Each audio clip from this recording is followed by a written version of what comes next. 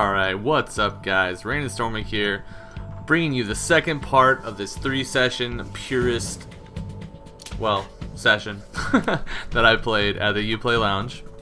Couple things I forgot. Last game I was playing as the Cutthroat. This game I'm playing as Lady Black. I really like her, she's cool. She reminds me of a couple of the other female characters from the other games, namely like the Corsair. She looks kind of, I don't know. She's cool. I like her. Anyway, let's go into some other stuff that we didn't cover in the last video. As far as Game Lab goes, so we talked about you can decrease cooldowns, crafting, you can ban abilities, you can increase points, decrease points, multipliers.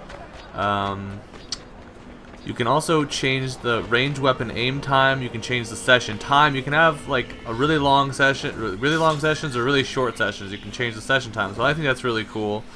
You can change in one of the demos there was you can see when you're locked. It was for the Pistolier mode, and it was really helpful because right when you were locked you could see, so you could be ready to hit that shield when they tried to shoot you. And I thought it was really useful for that mode, and I'm pretty sure it would be useful for other modes as well. I'm not sure which ones, but you know, I'm sure there's definitely some modes where you would want the ability to see when people lock you. Possibly Assassinate, like it might be useful for Assassinate. So basically, okay, so what does the Game Lab mean for competitive play for AC4 Black Flag? Everything. Like this is huge. This means that for tournaments, for scrims, and even just for messing around with your friends, you can create whatever settings you want. You can ban abilities, you can change anything and everything that you want just about to just, I don't know, have like the best, funnest playing experience that you can. And for tournaments, like, it's gonna make it so people can't cheat. It's gonna make it so like everyone follows, like, you don't have to worry about people following the rules because you set the parameters yourself. Like if you're running the tournament, like you set the parameters for the mode, everyone plays the mode. Like, I don't know, that's really cool. There's going to be all kinds of tournaments for all kinds of new modes. I plan to try to do some tournaments, and you know, using like custom modes that I create or other people create that are really cool. So as far as like creating the modes, I'm not sure if I think I went into it a little bit in the other video, but all you really need to do is get a bunch of people to favorite it, and you have a good chance of them using your mode in the Game Lab public playlist. So, I mean, if your mode's really good, just try to share it with people. You can send it to me, and I will do the best I can to promote it. If I feel it's a really good mode, if I feel like you did a good job with the mode, I won't hesitate to help you promote it and try to get it on the Game Lab playlist. So yeah, for casual play too with your friends, I mean, you can get a group of friends. Let's say you don't want to play with abilities, you go in and play Purist on any mode you want.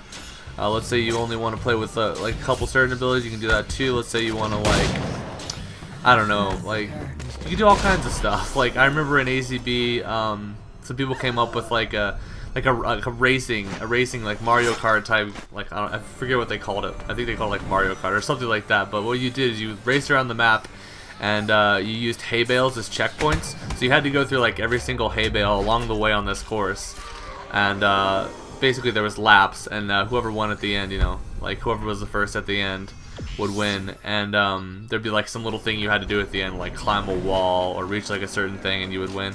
And I feel like you could definitely create more stuff like that using this. I mean, I'm not sure what all we can do with the Game Lab yet. Like we've only seen like a small taste, and like we're gonna see like so much more to come. There's gonna be so much more stuff revealed over the summer for the Game Lab and just for everything. I feel like there's other stuff that they haven't told us yet. Like okay, so there's the ability to stream with the new next gen consoles. So I have a feeling that like other things regarding like that are going to come. Like I think there's gonna be like different matchmaking. I feel like there's gonna be cool private match. Probably gonna be able to like pick our teams on like AC3. So I'm hoping for that. Who knows? Maybe they'll even have some cool stuff like a spectator mode, or just cool customizable stuff like that. Cool stuff to like help with like the whole streaming, making videos thing. I get a really nice like jumping corner stun there on Loomer. He's playing as the Navigator, another really cool character. I'm not sure if I play as the Navigator. at all in this session of games that I played. I don't think I do. But the Navigator is really cool. He's one of the like cool male characters that I really liked. So yeah, I wanted to talk about locking and like the change of the ground finish being moved to like circle and B. Like ground finish being moved to circle and B was like, obviously it's something that like a lot of us were like, you know, it should have been like that in the first place. But I mean, better late than never. It's like that now. It's a really good change. So we're not going to be like ground finishing people when we're trying to stun or kill. And for locking, okay, so like a lot of times in AC3, you'd be locking the right person, and because your camera was like highlighting someone else, you would have like a lot of problems. You would accidentally kill civilians and stuff sometimes. I didn't experience any problems with that, except if my target died, like right there. My target died as I was spamming X, so I killed a civilian. But usually, like if your target's still alive and everything's like normal, and you're spamming X, you're not just gonna randomly kill a civilian. So that makes me think that they took the locking more back to like AC Brotherhood. And like they really just improved the locking a lot. At least that's how it feels right now in the demo. And just everything in the demos just felt like really smooth. Like I didn't really see a lot of bugs. I didn't really see a lot of annoying things. I didn't get a chance to test hay bales, but I didn't see any, like I didn't notice any weird things with hay bales yet. So I'm hoping hay bales are fixed too. I talked about it in the last video, but reverse drop stuns, that's when you hold A and you roll or just like jump, and you can like naked stun people. I'm pretty sure that's gone too. I'm pretty sure they fixed that. Okay, so let's talk about the new time phase ability. I didn't go into that in the last video, but one of the demos has a new ability, and it's called time phase. And if you saw the interview, I talked about it a little bit with Damien. I listed what it did. I'll list it again here. Basically what time phase does is it creates like a field around you, like a big area around you, and it slows down anyone who enters it. They cannot run, they can only lock, or they can only walk. Oh, I did it again. I did that in the comments on the other video. Anyway, they can only walk, they cannot run, they cannot fast walk, they can only walk, and they not only do they lose the lock that they put up on anyone, that like once they enter it, they lose any locks that they put up, and they do not have the ability to put up another lock. So it makes it a lot easier to stun them. You can use it in one of the demos that I have recorded with my camcorder.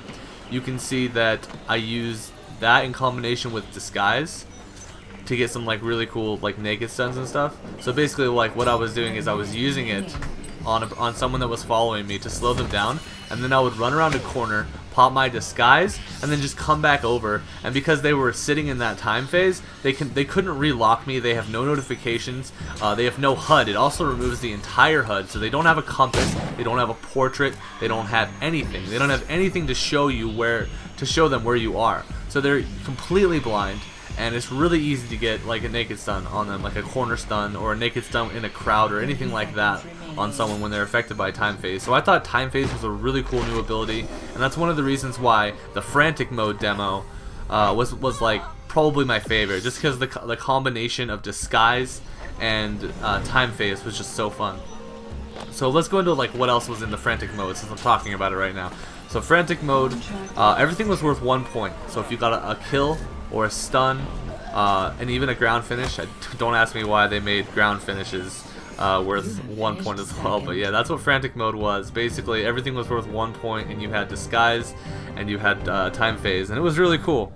So that's basically what frantic mode was, and I can't believe I'm already out of time. Like, it feels like I haven't really talked about anything, but hopefully in the next video I can go over anything else that I might have left out. There's so much stuff that you can do with the game lab. Like, I really hope you guys are excited as I am for this game lab, because it's amazing. All right, I'll see you guys next video. Peace.